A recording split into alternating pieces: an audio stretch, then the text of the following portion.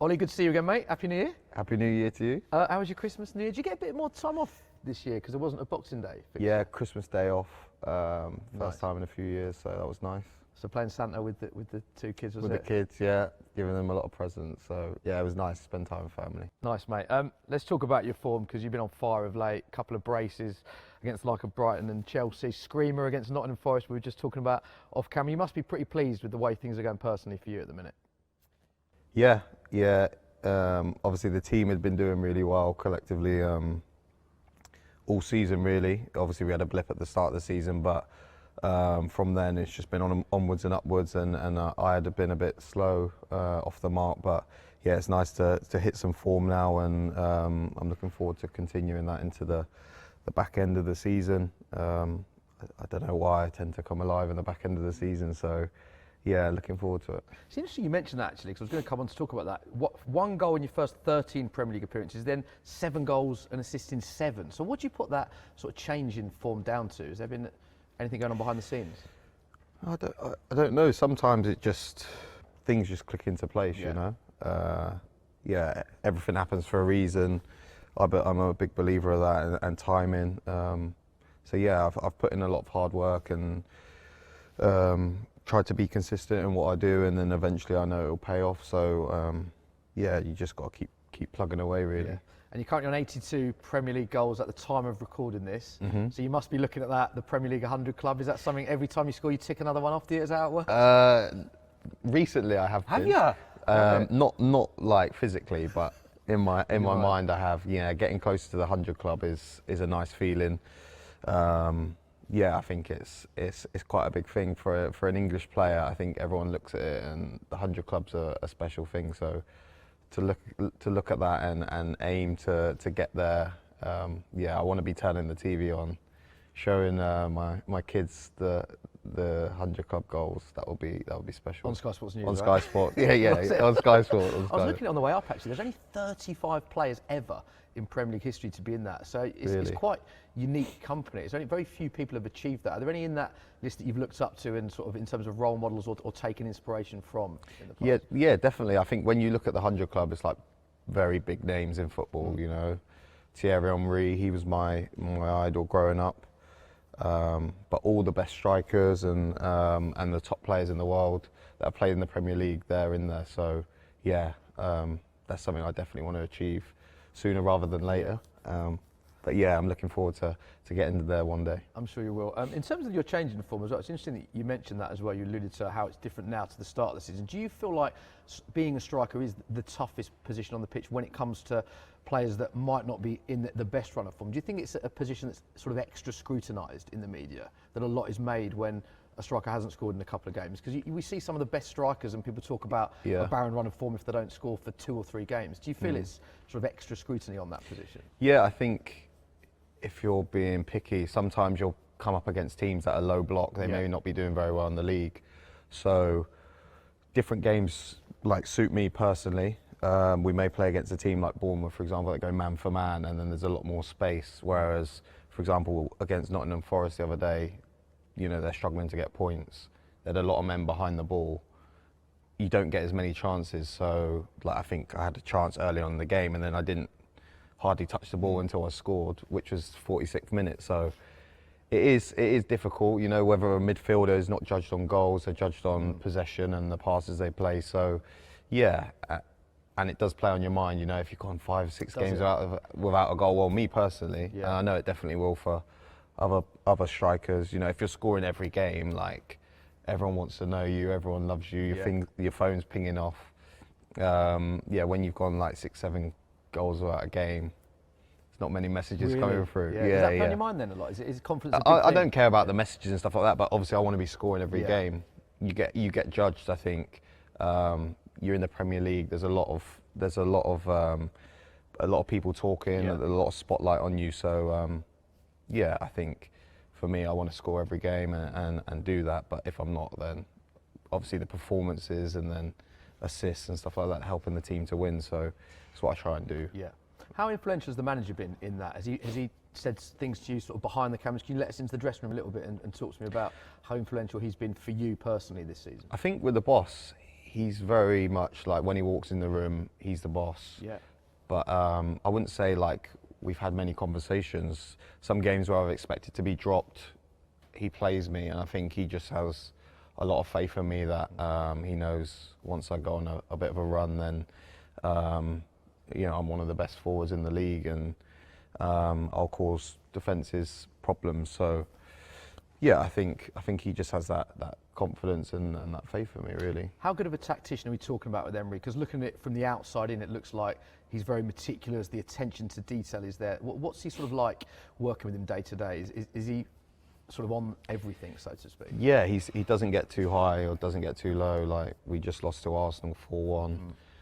But it seems like at times like that when maybe you could maybe dig players out or shout, stuff like that, he comes together, he brings the team together more, and he was saying how proud of us he is, and and works more. Whereas, say we've won 3 or 4-0, he doesn't let us get too carried away, and Right. he's demanding that we're consistent, and we have a lot of long meetings. And Do you? Yeah, a lot of meetings. A lot of meetings on a Enjoy game. them? Not all the time, though, being honest.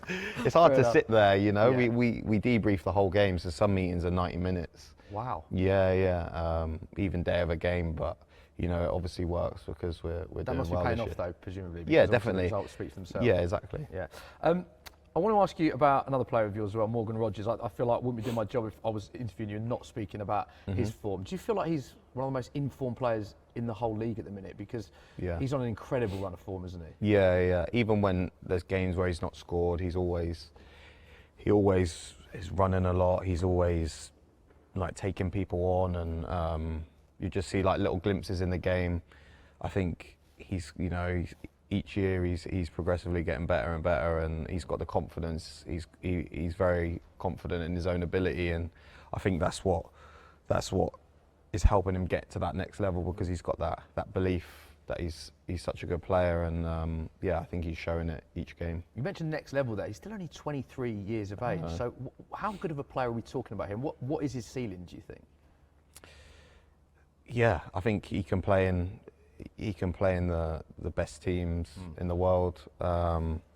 He's shown what he can do. He's 22. I won't be surprised if one day he ends up at Real Madrid or something like that. Really? Yeah, because he's 22.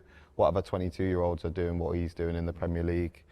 He's big, powerful. You wouldn't look at him and say, "Oh, he's 22." He plays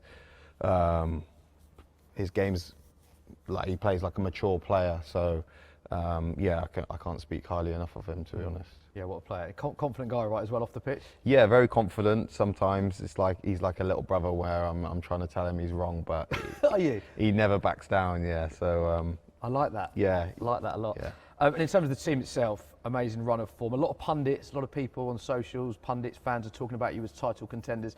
Talk to me about what's been said in the dressing room. Do you see yourselves as title contenders this year? Do you think Aston Villa can win the Premier League this season? I think obviously you have to dream, don't you? You never know what can happen. The manager was telling us that we were in this position a couple of years ago on the same amount of points, and I think we drew to Sheffield United, and when we could have gone top of the league. But yeah, we never thought about winning the league when we were in the same position a couple of years ago. So look, we just got to take each game as it comes. A lot can happen in football, especially in a 3-game week or something like that. 9 points to win if the results don't go your way and stuff like that. So a lot of football to be played. So just keep focusing on the next game. It's interesting you said that 2 years ago. You never thought about winning the league then. Is the mindset different now, though? Trying to catch me out, aren't you? Trying to catch me out. Sorry, but with No. the squad that you've got now, I mean, this must be the best Villa team you've ever played in, I'm presuming. Yeah, is I think the mindset different now that you think a couple of runs of results and actually you're right in the mix? I think because we've kept the core of the team really, and we've been with each other for three years now. We've been through the ups and the downs. Everyone knows each other. Everyone's a lot closer. So, and then we've brought in some amazing additions as well, like Morgan, for example. Yeah. So, yeah, I think I'm not going to give you an answer on that. I think we just keep trying to win as many games as possible and go from there. Yeah, I wasn't trying to catch you out. No, it's fine. It's fine. So you're not looking at results. I've always wondered this. You're not looking at results of City or Arsenal and what other teams are doing. It is just about. No, I think that's natural to do that. Like if Man City drop points or if Arsenal lose, then I think that's normal. But you do that in any position in the league. So. Yeah. I'm sure the teams at the bottom of the league will be looking out for each other. It's natural to come in and check Sky Sports anyway, so yeah. I like how many times you're referencing Sky. The bosses will be very I'm doing all right, aren't I? Doing very well. Let's look ahead then to this weekend. Spurs in the FA Cup, an all Premier League tie. What are your thoughts on that one? I think a lot of people might have you as favourites given your current form, but it was quite a close game in the league, wasn't it, earlier on in the season? Yeah, tough game. Always tough going away to Spurs. I know they're your team. They are, yeah. So I've got to big them up on night. No. You'll be messaging me if you score, no doubt. Yeah, but no, they have an unbelievable squad. Yeah. Like looking from afar, the core of their squad is top. Obviously, a really good manager, Thomas Frank, who I worked with previously. Yeah, of course. Yeah, a lot of good players. I know they've been unfortunate with some injuries, but yeah, they're capable of putting on a top performance, and yeah, it's never easy there. So, yeah, it's going to be difficult. You mentioned Unai Emery actually. How important was Thomas Frank, and how good a manager was he for you in your career at that time? Yeah, Thomas was I think key to me having a crucial season. I can remember him pulling me and saying, like, I don't think there was interest from another Premier League team. He was saying, I don't think you're ready to make that next step. I think you should stay and do well this season and then maybe push on. And yeah, I worked hard with him, and there would be times where he'd coming in on his day off and doing extra sessions with me to help me improve. And yeah, it kind of paid off that year. And yeah, obviously I moved on then, and then he got Brentford promoted, and then done really well in the Premier League with them. So yeah, I'm really happy for him because he's a top person, and yeah, I wish him all the best. Love that. And of course, speaking of the cup competitions, a lot of people are talking about your Premier League chances, but you must look at cup competitions as a realistic chance of silverware this season, the Europa League, the FA Cup. How big is that of an ambition of yours this season? Yeah, I think Europa League, especially in the cups, we've actually done all right. We got to the semi-final of the Conference League. Poor performance against Olympiacos, and I felt like we should have gone on and really won that with the squad we had then. But I think you learn from that, and now this year everyone's focusing on that. Don't get me wrong, we're focusing on the Premier League, but again, if you can win a cup competition, it's an amazing moment for the team, the city as well, and yeah, I think it would just be amazing to bring silverware back to the club where it hasn't had so much success in competitions. Yeah, and of course it is a new year in 2026 now, so what are your goals, your aims for the rest of the season going into this new year? Yeah, just a lot more goals, definitely cement Champions League football. I think, playing that last year, the experience of it, realising how big the competition is, you watch it when you're younger, and to play in that competition is special. So, yeah, to get back playing Champions League football, to score a lot more goals, get close to that 100 club. Yeah. And yeah, to get into the World Cup squad. Yeah, got to ask you about that. Obviously, it's so much excitement going into the World Cup squad. Obviously, the squad, the list of names that the manager has to choose from, it's so exciting for English fans. So, how big a goal is that to not only be in the squad but to make a real impact? I mean, we all saw what you did in the semi-final of the Euros. So, how big is that, and how much is that on your mind, or do you sort of park that until you get nearer to the tournament? No, I've tried to do that. Have you? But like to focus on the end goal, I think that that gives you that motivation to work hard every day. Obviously, to try and perform well, and yeah, get into the squad. So yeah, playing at a World Cup is something I haven't done and something that I aspire to do. So yeah, I've been thinking about that, and I'm glad I'm not a number 10 because there's a lot of competition. There's a lot of competition in that place. So I'm glad I'm not in that position, mate. I tell you that. But yeah, obviously you saw what I did at the Euros when I come off the bench and scored that goal. Special memory for me. So hopefully I can do that again. Love that, Ollie. Top man. Always good catching up with you, mate. And all you, the best mate. for the rest of the season. Thank you.